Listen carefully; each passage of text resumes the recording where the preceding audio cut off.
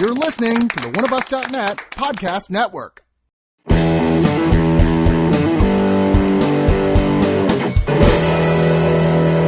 mean, seriously, how did it take this long for us to get a Neil Gaiman-based television show? What was the question? I forgot. Well, first we had to go through all the John Peters drafts that involved giant spiders. Yeah, right. I don't know if John Peters was ever actually involved in a Gaiman production, but if so, that would explain it. Sandman, but you several times. Actually have a god involved with spiders, so it would work in this. Mr. Nancy, who, once again... One of the weirder things going on in television right now is that that actor Orlando Jones is making one hell of an acting comeback working in fantasy stuff. You mean Trolando Jones? Trolando. Yeah, playing Mr. Nancy. And then actually he was really great on Sleepy Hollow. Yeah. I was like, oh my God, I can't believe how good Orlando Jones is now. It's almost shocking that he's good as a dramatic actor somehow. Yeah, really wouldn't have expected, even though he's definitely kind of playing up the funny to some degree here. But oh, yeah, he's a caricature of something. Of something, yeah. That's racist against that particular god. I'm like, wait a second, is this racist? No, it's not, right? I don't know. He is having fun. Like, as a god, which I think goes along with well, he's a trickster god, so they generally are in a good mood. I think this is his role. Yeah. Because he is a trickster in real life. Yeah, everyone, if you follow him on Twitter. Yes, everyone who follows him on Twitter knows that he's a troll. How spoilery do we want from Well, this is a full-on spoiler review. This is for people who've seen the show. Spoiler for the TV series versus spoiler for the book. This is a spoiler for the TV series. Okay. But so we don't want to talk, like, we do a portion at the end where we can talk about things in the novel. You can talk about it as long as it's not like going to spoil stuff that hasn't happened yet in the show. Spoiler, Jesus died. Well, yes, all the Jesuses died. All the well, but no, not all of them, because remember she even says that Easter says at one point, oh, well, there's a few that didn't die. Wasn't there like a baby man Jesus in the background? Don't know if there was a baby man Jesus, but there was one that had a dinosaur. Yeah. Oh, yeah. There's because the Holy Blood, Holy Grail theory is that whole thing that, oh, Jesus didn't die. They faked it, and they brought him off, and he married Mary Magdalene and formed the whole line of kings. Da Vinci Code. And that, Merovingian kings. And that the Holy Grail is actually just means it's his bloodline. There is no actual Holy Grail. See? That now you know something that's not true. You guys need to pick a legend and stick with it. Yeah, so we're talking about American Gods, the television series adaptation, the first season. Like I said, we're going to be as cautious as possible about not spoiling what's going to happen after this first season, at least as according to the book. Although the show has already taken quite a few liberties away from the books. So it'll be interesting to see how far that goes down the road, or if indeed this continues on past the book. Good thing I barely remember the book. Well, Gaiman has suggested a couple of times that he's going to do a sequel, and that the roots of the sequel will be in the show. Yeah, and Anasazi Boys is that it? Yeah, Anansi. Sorry, Anasazi or Native American. Sorry. Well, is basically about Mr. Nancy's character, right? So, and they're obviously making him into a character people are going to want to see more of. Oh yeah. I wouldn't be surprised if there's a good 2 or 3 episode arc in the middle of the second season that's just about that.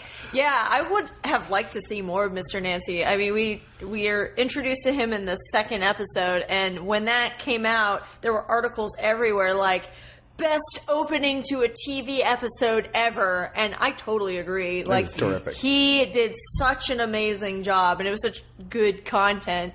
I'd like to see an Anansi Boys thing where he's leading it, but to be honest, I didn't really like the book. So I don't know. I remember really liking it, but also going, this is far from my favorite Neil Gaiman thing. Kind of surprised when it took on the legs it did, not just for Gaiman, who's considered Look at the legs. What? Because it's a spider. No, that was not a pun. Oh. You made it a pun. I did. Next time, just go for the accidental changes. How many legs? 8. Gaiman considers it one of his best books. A lot of his fans do. Like I said, I didn't. Obviously, you didn't either. But I thought it was good. But it does seem to translate pretty well under the tutelage of Michael Fuller as the showrunner here. Into the Brian. Did I say Michael? I'm sorry, Bryan Fuller and Michael Green. True. Portmanteau their names. who is using a very similar visual style that he used in his previous show, Hannibal. Bryan Fuller, that is. Yeah. I found very similar in some ways. It's very sort of micro close-ups. And close-ups of blood. Yeah. Close-ups, a whole lot of Dutch angles, surprisingly few deer. True. There were a lot of deer, there is a deer in Hannibal. Isn't there? Was in a this buffalo. show? It was a buffalo. Yeah, there's a big white flaming buffalo. eyes. Yeah. But aside from Bryan Fuller, Michael Green's on a hell of a winning streak, like this year especially. Yeah, what else has he done? Fill us in. Well, he did Kings before that, but this year... I heard that was good. I did not watch it. He did Logan. That was very good. Alien Covenant. That was not so good. Blade Runner 2049 is coming up. I'm from the future. I saw it, and it's not good. And, shush you. And Mustache Express, a.k.a. Murder on the Orient Express. I am also from the future, and it was amazing. Every time I watch that trailer, I'm like... streak as far as, like, has so much stuff coming out, or it was already... Every time I watch that trailer for that, I'm like, this is really corny, and yet it totally makes me want to see this movie like crazy. Just that power. Yeah, there's that huge Kenneth Branagh mustache. I'm like, I love it. Let's watch Johnny Depp wasn't involved.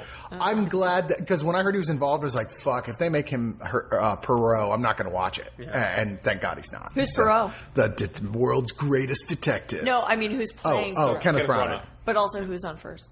I don't know. Kenneth Branagh. Yeah, at least he will be. I don't know where to go with that. All right, let's go back to American Gods on Starz, which means as well as watching adaptation of the book, you're getting a Starz show, which means lots and lots and lots of sex and deep cut amounts of slow motion violence, which once again after Hannibal, Fuller was the right guy for. Finally, we have a show that shows more dicks than tits. A lot of dicks here. In one episode, they had more dicks than all 6 seasons of Game of Thrones. Yeah, and you know what? The first time they showed a dick on this show, I went into work and someone was like, "That dick shot was gratuitous," and I was like, "Are you fucking shitting me?" I read someone on Facebook saying that, and I responded similarly. I was like, "Really? So, do you say that when it's a naked woman?" And there was just no response. Because that would be gay. Well, except on Black Sails, where even then it's just kind of like, okay, so once again, with the boobs. Starz television, yeah. it's lots and lots and lots of nudity, and it doesn't care which gender it's from. This one, though, at least this. None of the nudity in this feels gratuitous, and part of that is the setup of the world they have created, where it feels. For all that we're dealing with urban fantasy and we're dealing with gods, it feels very natural and very lived in. So when we have moments like we have Salim and the Jinn having what is almost certainly the most graphic and prolonged gay sex scene, and honestly the best, that has ever been on TV, cable or otherwise. And probably the only gay sex scene on TV that's featured to brown men. Yeah. Like, I can't even think of... And as a loving couple at that. Yeah. Where it's, like, consensual and, like, joyous. Yeah. What the hell? Actually, gross. Really gross. Ew, they're both boys. Oh, wait, I didn't know they were in love. Now it's disgusting. Well, it's loving. I wouldn't necessarily say that. Love, yeah. But it's like romantic love. It's definitely more it like all affectionate. Feels so natural. So even when we do get, boobs aplenty, or we get dicks aplenty, it's all in a way that feels organic to the show. It doesn't feel like it's like, hey, it's boobs, and now you'll pay attention to all the backstory. It's we're watching like Game of Thrones. Yeah, we're watching, a goddess of love, or we're watching a literally ecstatic, in the classic sense, ritual. This does seem like a show, though, that sometimes is just hyper aware of the environment we live in, is just daring people to get upset about stuff. Oh, yeah. Like hanging Ricky Whittle from a tree, like lynching a black man in the first episode. Which they do address, and there's a reason why that's an important thing in here. It was not a gratuitous thing. And it is, if you will pardon the obvious joke, ballsy as hell, because I have never seen a show that is willing to just go double barrel middle fingers to everybody on so many different levels. Like in the 6th episode, A Murder of Gods. It has what is one of the best openings, Anansi on the slave ship, also really good, but this one is gorgeous too, of Mexicans trying to make it into the United States. And as they're crossing through the Rio Grande, one of the, their coyote says, if you can't, the river is swollen, it is deeper than normal, the current is faster, if you cannot swim, do not cross. and they have made the audience aware one of the members of the family can't swim, and he's going to try to cross anyway. And as he's going through, he starts to drown, and suddenly, as he's about to go under for the last time, a hand reaches down, grabs him, grips him tight, and pulls him from perdition, and pulls him out of the water. And as he's, hauls him to shore, and he's walking on the water. And the guy says, I don't get it. Thank you. Who are you? And in this... I don't recognize... My name's Dave. He's like, I don't recognize you when you're not wrapped around a candle. When he says, you know who I am, it is a gorgeous moment, and then immediately... he's shot. Yeah. Jesus gets killed by a militia that's there looking for illegal immigrants. In the name of Jesus. And one of them is carrying a rosary. Yeah. And his gun says, by thy will. Deep irony going on throughout this entire show at multiple different levels.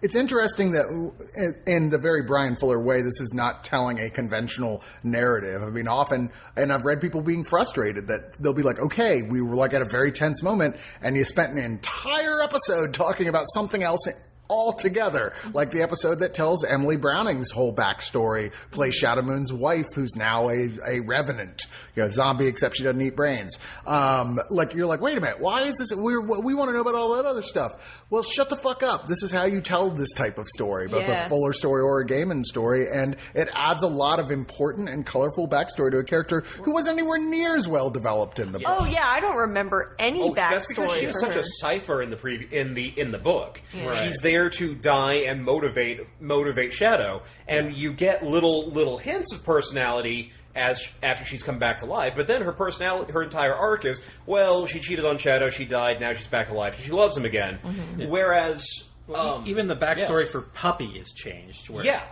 that's more romantic comedy. She's a travel agent. She doesn't work in a casino in the book, and she's much more dynamic in this, and she's much more of a character, which is great. Mm-hmm. You don't hire Emily Browning and then just make her show up for 2 episodes, and that's basically. And she's also not a saint. Like, she's not a good person. She's a bad person, and I think that's kind of refreshing that most of the female characters in this are not good people. Well, most of the characters, period, are not good people per se, but they're all shades of Leachman. They're all shades of gray. Cloris Leachman is a treasure. Some of them are definitely bad guys because the plot seems to make clear that they are at this point, at least. I question that because one of the things that's really interesting. And this is really, because this is a Bryan Fuller show, this is pretty deliberate. The only reason we think that we're on the side of Odin and the old gods is because we're following them. Mm-hmm. But when you get right down to it, none of the new gods, and every time I say that, I keep expecting Orion and Darkseid to show up. None of the new gods have done anything terribly egregious that none of the old gods haven't done. In fact, the odd gods have been, in the run of the show, we've seen the old gods be much bigger dicks than we've seen the new gods be. In fact, the new gods, like Crispin Glover, was like, I am literally giving you every chance here. And we're regularly saving old gods from, dying out. Yeah, we just have to find a new way to spin it. Yeah, we're like, going, okay, well, we'll bring you in and we'll teach you how to be relevant again. You're like, what's so bad about that? I don't care that Techno Boy is a dick. The biggest disappointment with Techno Boy is that they recast him as this skinny young hipster kid instead of because he was a fat kid, and as a fat American, I'm like, all right, we're going to see a fat American on screen, and no, we're robbed. We need more fat actors. I wonder if they decided to make him more like a kind of like a tech bro, what most people consider technology to be in 2000 when the novel was written versus what most people consider technology to be, the face of technology now, has kind of merged from the fat guy in the mom's basement to more, young tech bro with an e-cig. And the flute. It completely makes sense why the character was the Mountain Dew red hat, Yeah. And one thing I really like are some of the changes. They have made substantial changes to the book. One of my favorites is the character of Bilquis, who in the book we see her twice. We see her as a sex worker who then absorbs a worshiper, and then we see her get mowed down. We see her die. Mm-hmm. Whereas in this, she plays a much bigger role, and now it's a question of she's more powerful than she was in the books for damn sure. But now it's a question of, is she on the side of the new gods who after the technical boy made her the goddess of Tinder? Yeah. Or is she going to betray them because she clearly has no love for them? She's the goddess of love and of beauty.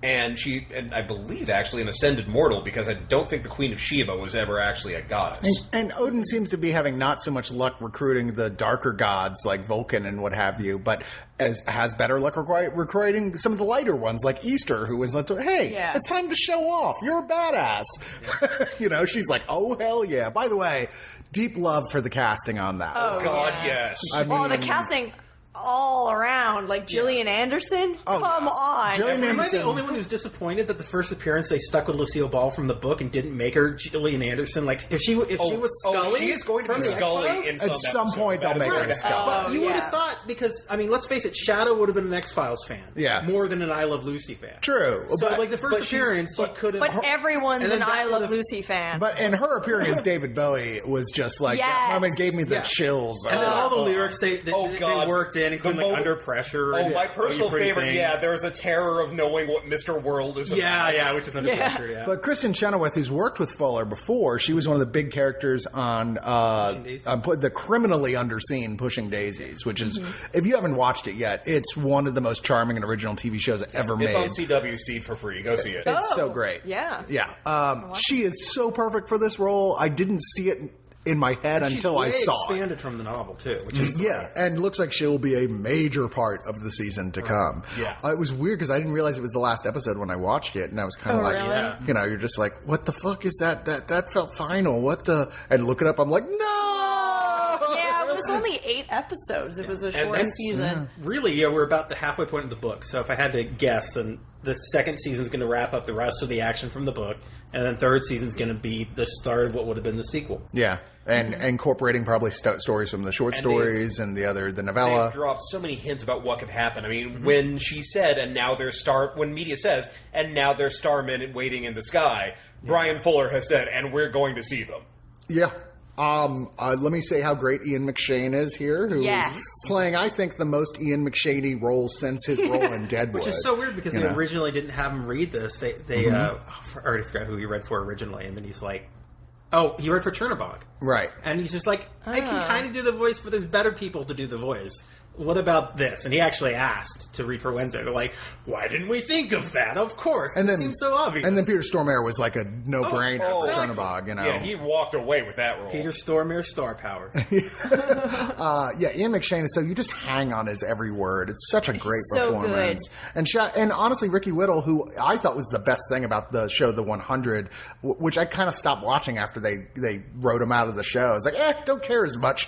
Well, they actually gave him a personality. Like in the 100, he doesn't really have one, but he's still great in it. Yeah. And but here in the book, also the character has very little of a personality. He's more of a cipher. More like and here he still is. He's kind of the audience avatar, like the what the fuck is going on. But he's also more than that. They haven't left him at just a cipher. Mm-hmm. We do get a lot of depth with his character, and we feel more of his confusion and pain than anybody else in here, except possibly Emily Browning's character a bit. Who, as it goes on, I would even say the Leprechaun, and even the Leprechaun. Yeah. I mean, I feel his pain. It's also freaking great. Mad Sweeney, played by Pablo Schreiber, who, by the way, just announced he wants to play Wolverine in future movies. Okay, that's so meta.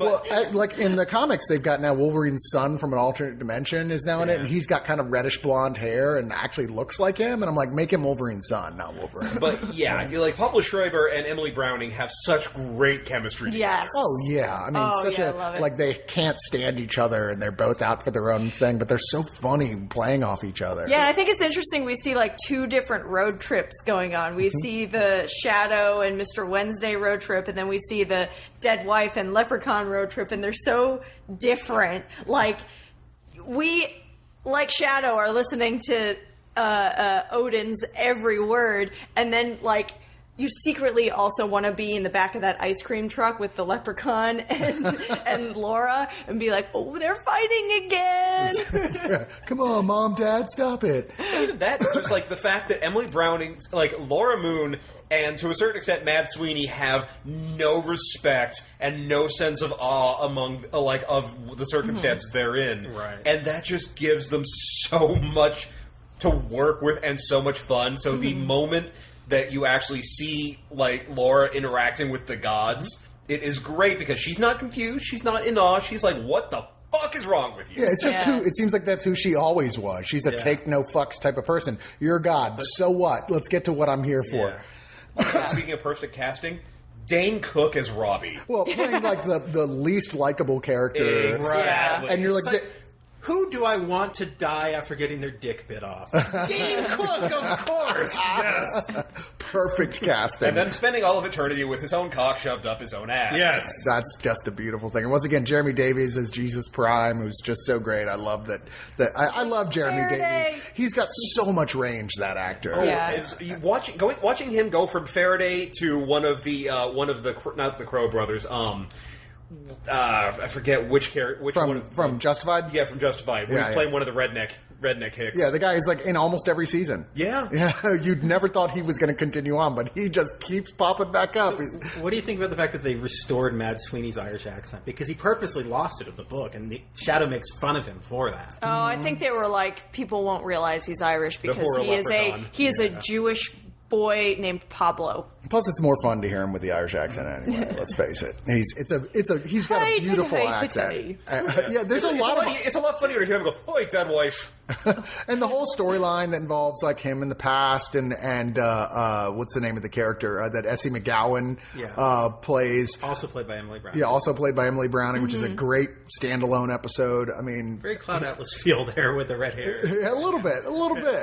But once again, great standalone episode. I really hope they don't abandon that in the next season and continue to do more. Most of the books somewhere in America, so I'm curious. You know, if they're going to make new ones. I hope they do. I hope so. I hope they do too, because there's still a lot more to be seen, like with Ibis and Jaquel, who I really want to see more of. Yeah. Because one of the things that works so well is the actors they've got playing Ibis and Jaquel. You know, from the way they interact with each other, they've been together for forever.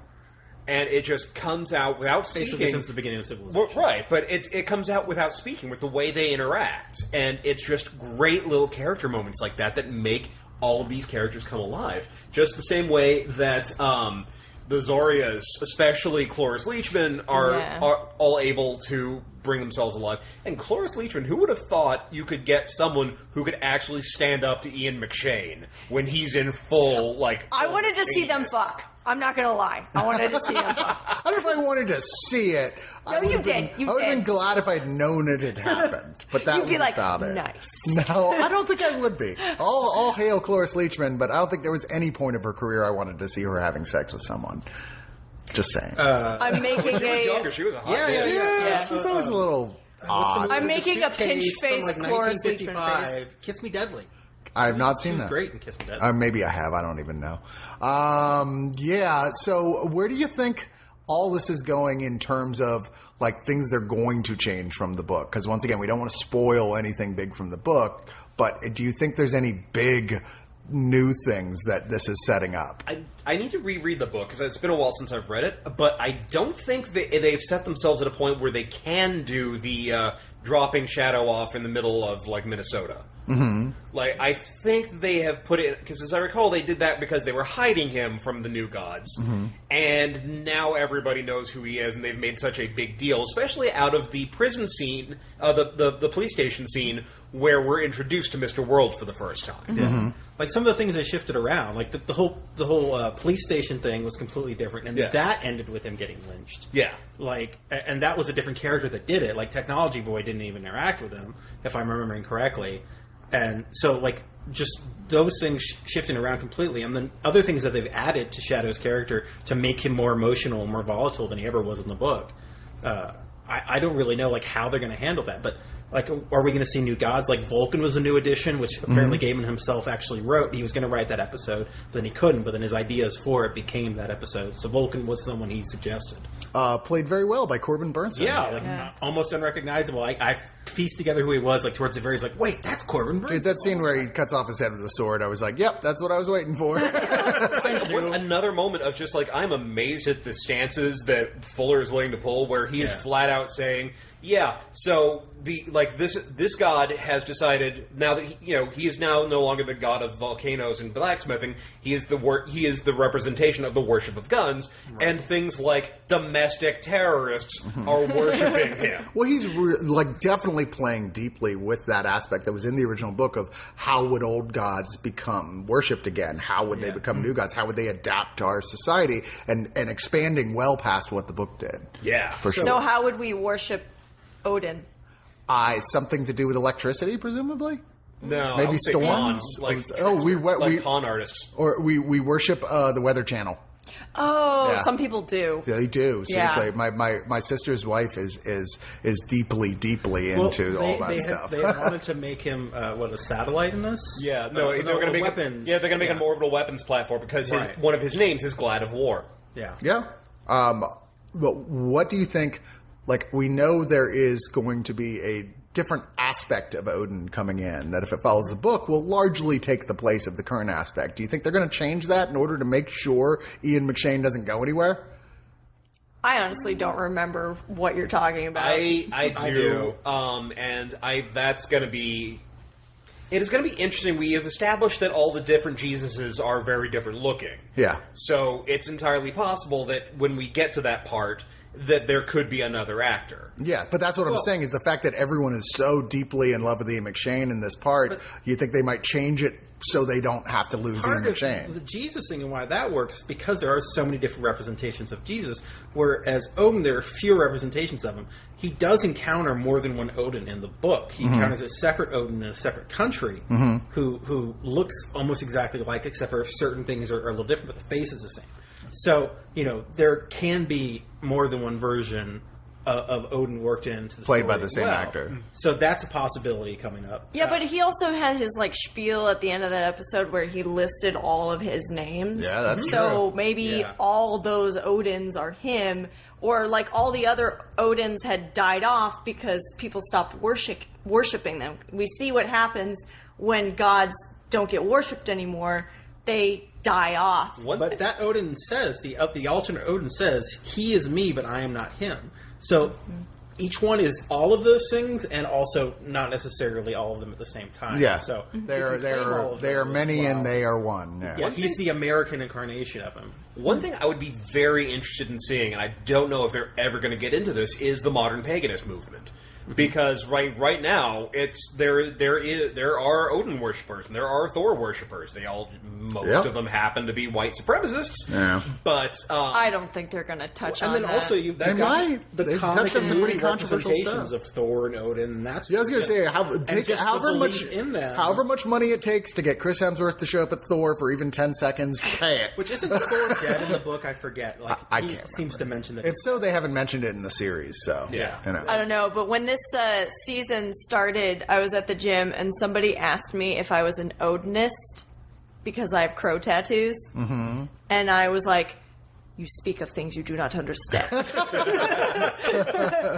Not realizing. And then I drove off in my muscle car. And then they gave you a white power tribute sign. If we were going to make any gods and include them in upcoming seasons, who do we worship as a society and that sort of thing? I want to see Xenu. Yay! Xenu, and then for sure played by Tom Cruise. And then not Tom Cruise, John Travolta.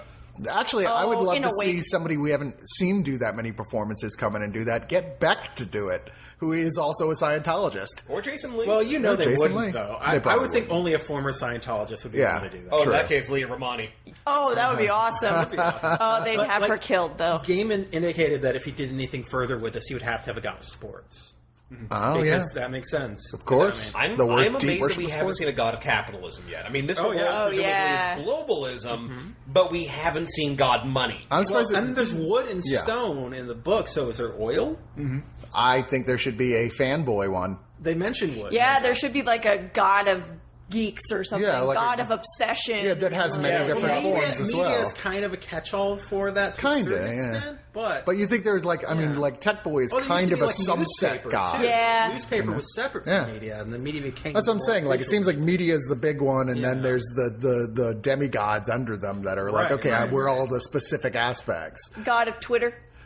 Well, that's kind of I mean, there's a god of Tinder now, so why not? Actually, wouldn't that be Katy Perry? Oh, yeah, no, right. The ones that are going to be fucked up is when we get to the gods of Reddit. Oh no. Because if they put Pepe on the screen, Lord. yeah, haven't all those subreddits closed down by now? Nope. No. Oh God, no. It's the internet. It has many deep, dark spaces, even without going to the deep web. This one I would love to see. It is a reference that only people who grew up on the internet in the 90s would get. Shub Internet. Is that like Shub Garath? Shub Niggurath, yeah. Shub Niggurath from Conan? Shub Internet was a Usenet joke.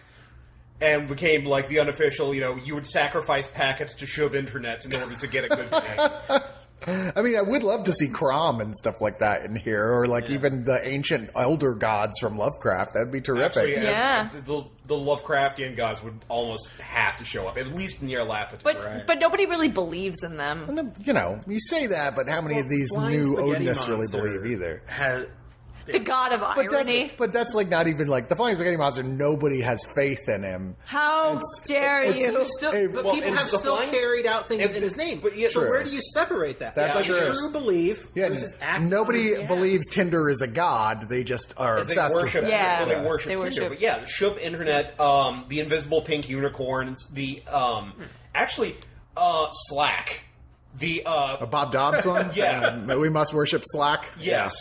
Church of the Subgenius. They're like the minor cults, like the internet cults, like the cult of the Subgenius. Dude, if they do a big like gathering of the gods, another sequence, because technically the Easter one was kind of like that, I would love don't even explain it. Just a guy in the background who's clearly Bob Dobbs with the pipe and the hair and everything. Just like, that's good. All right. So let's go to final thoughts here, and also include, if you can, if there's anything here, because we've been nothing but positive. So if there's anything you thought that you would be critical about this series, go ahead and add that in. And George, let me get started with you.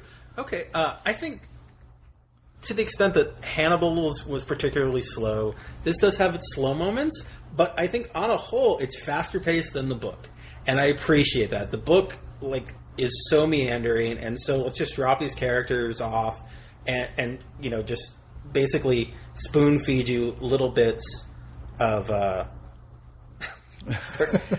little bits of information, and you piece together the world and what's going on, and there's not really the narrative isn't that driving, and I think it's an improvement, especially for Fuller, who really likes things to be beautiful and isn't afraid of slower paced. I think they've done a great job of that.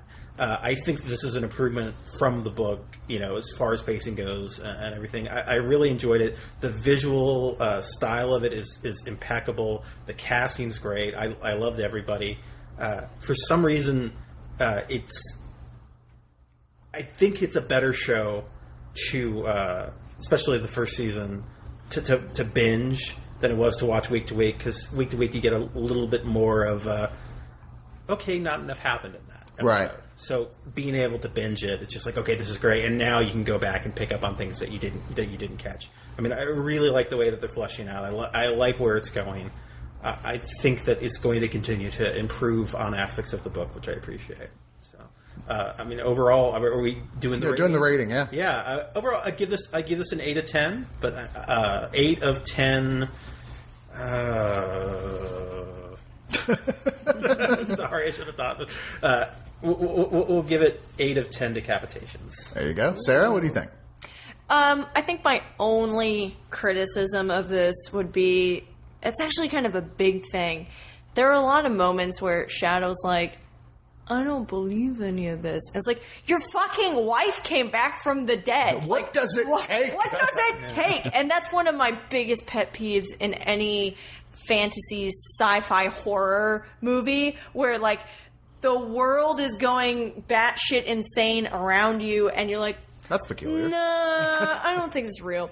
And I think some people might interpret this as the old ways are better and the new things are bad. But I think looking deeper into this, like we said, the old gods are probably not the good guys. The new gods maybe aren't either, but maybe this whole concept of gods and all that is just not great. Like, Laura doesn't believe in anything, and when she dies, Anubis is like, oh, you're gonna go to nothing, and she's like, what the fuck? But that's not fair. Like, I had to believe in something. Yeah. And as an atheist, or as an Odinist, no, I'm kidding, I'm not. I hate Odinists. As an Eric Dravenist. As a... What? The Crow. The Crow. Oh, as a... Yeah. James O'Barst. Yeah. George got it. Everybody assumes that's why I have crow tattoos. It is not. It's because I am Odin. That's what I thought. Yeah. That explains the one eye. Yes. Where was I going? Oh, it's kind of like, no, you have to believe in these things. And I'm going to do it. I'm comparing it to Supernatural. Supernatural has an American Gods episode. But there is also a lot of that whole, like, you know, supernatural stuff, and gods are real, and heaven and hell is real, and all this crazy shit is real. You don't have to believe in it. You don't have to, like, participate in it. It's just there. And I think this might have too much of a message of, like, no, you need the gods because you're weak little humans. I wonder, though, if they're going to come around to that and say, well, see, the truth is Anubis has no idea what happens to you if you're an atheist. I would not be surprised to find that out. It's like, yeah, He's just been telling people nothing? It's actually a pretty sweet thing for atheists. Yeah. The flip side of that, it's a land of ice been running cream throughout this, which is the gods are nothing without people. Yeah, yes. And they are regularly threatened, mentioned that they're threatened by the idea of an atheist world. You know, in that last episode, it's specifically brought up. They drive home the gods are creations of man. That man basically created gods in their image. Right. So I think there's some of that, like, whole you have to believe in something thing that bothers me. Hey, we should have Neil deGrasse Tyson as, like, the god of science. That would be pretty awesome. That would be pretty cool. But that's my complaint about the theme. They could turn it around. Otherwise, I think this is one of the most gorgeous shows I've ever seen. Just, like, visually so different from so many things. I think the style, the editing, the music is it's great. different. Yeah, the music is great. Except for that Blondie song in the last episode. Oh, Debbie Harry. Well, I love that song. You didn't like it? Her new album's awful. Is it? I've not heard it. Well, She is, like, the song was 70. written by the show's composer, and it was written to be that style. I forgot the composer's name, but like the "I Feel Love" by Donna Summer, and he did like most of the early '80s soundtracks. Mm-hmm. It's very much that specific disco electronic feel that they're going for. That this composer did, and Debbie Harry did vocals over it with Shirley Manson from Garbage. Oh, so hey, Shirley Manson should show up. Oh, God. It's another redhead. I love that song. Anyway, it's it's really something unique. I don't think it's really for everyone. I can totally see people being like, "This is dumb. It's got too much dick. It's got so much dick. It offends my masculinity." Well, I mean, it's definitely not a linear storyline on the whole. That's and the another style of storytelling is just going to turn some people off. But I think this is my second favorite show this year. So I'm going to give it 9 out of 10 little spiders who crawled up a water spout. I'm going to guess Handmaid's Tale was your favorite. It was. I thought so. Correct. Harris? My biggest complaint is it's a little too rushed, honestly.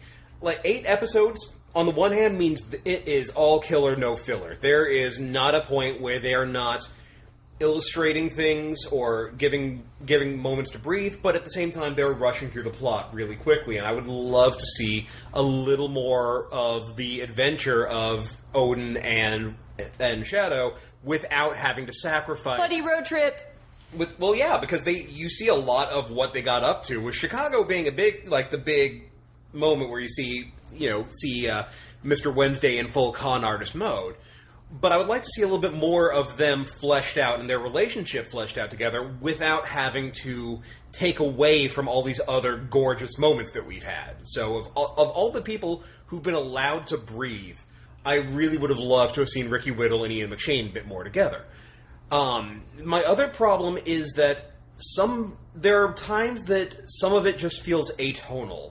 Like, there are moments of levity that, while they're there, and because it's Bryan Fuller and he likes doing stuff like that, there are times where it feels so off, and not as a welcome break or just a moment of surprise, but it just it takes away from things. Yeah. And there are some characters, I think, who got a little too one-note. I mean, Salim's character was, I'm sad. Like, we got basically an episode and a half of him basically being sad. And it's great that he had his moment with the gin, but then, first he's sad being in America, not selling anything, then he has this moment of ecstasy with the gin, and then he's sad because the gin is gone. Right. So, he kind of seems like he's not a real person who exists in this world. Yeah, he's got the saddest eyes, too, and you just kind of want to cuddle him. Those are my only real complaints, because otherwise, this is, like you said, sir, it is a gorgeous show, and one that really merits very close examination, just from the opening credits alone. One of my favorite things about that is how every single camera switch on that shows, okay, there's this traditional thing, but then there's this more modern part of it, like the menorah that's also nothing but like audio plugs, or the shrouded Mary who's wearing a shroud of circuitry, and it all is just all of this great visual aesthetic. And just it flows so well together, and it's so very lyrical and so very well cast. I just wish that it didn't rush through the plot so quickly. So I'm going to have to give this 8 out of 10 smoked toad skins. Also, every single scene that Gillian Anderson in is a fucking gift and continues to justify my ongoing crush on her since high school. Yeah, I agree with, obviously we've kind of all come to the same side of all the complimentary stuff we've said about this, of which there's much to say. Also, with the criticisms, I will add that, and this isn't really a problem with the show, this is a problem with me as a viewer, is that I'm so into the story that's going on that when and Hannibal did the same thing, it would get so into the style of it, or these beautiful long shots, and I'm like... there's like a trumpet, like... Yeah. And you're like, oh my god, I can't handle it. I'm like, get on with it. That's real pretty. Now get on with it. Like, you get frustrated watching it sometimes. It's one of those, I feel like I'll like it much more even the second time when I can relax and just enjoy it as a whole instead of waiting for the next thing to happen. Show to just have on while you're doing other things, like after you've seen it 3 times. Exactly. But I really enjoy this. I think this is a solid first season. I hope that Starz is proud of it and that the numbers are good. I'm not actually aware at this point how it did in terms of that reception. I know critically, of course, it was extremely positive, but in terms of numbers on TV, I'm not exactly sure if they considered it a success. It looks kind of middling, actually.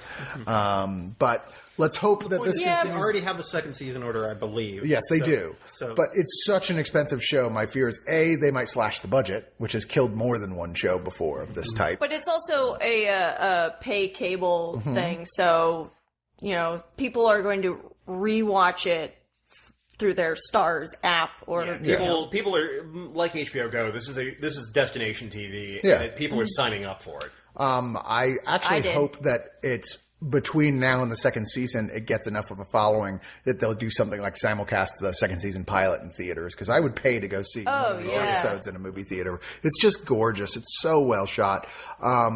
Loving this. Can't wait to see more about some of these gods we've already met and just to be introduced to the new gods along the way. I give this 8 out of 10 things I imagine Gillian Anderson playing in future episodes.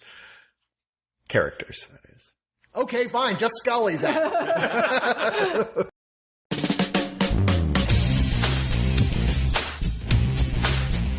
Oneofus.net has been your one-stop shop for all things geek for years. But there's a side to them many of you have never heard. The subscription side. Subscribe and listen to great podcasts like The Breakfast Pub, The Original Gentleman, and the Watch a Movie With Us series. Head on over to Oneofus.net And don't forget your towel.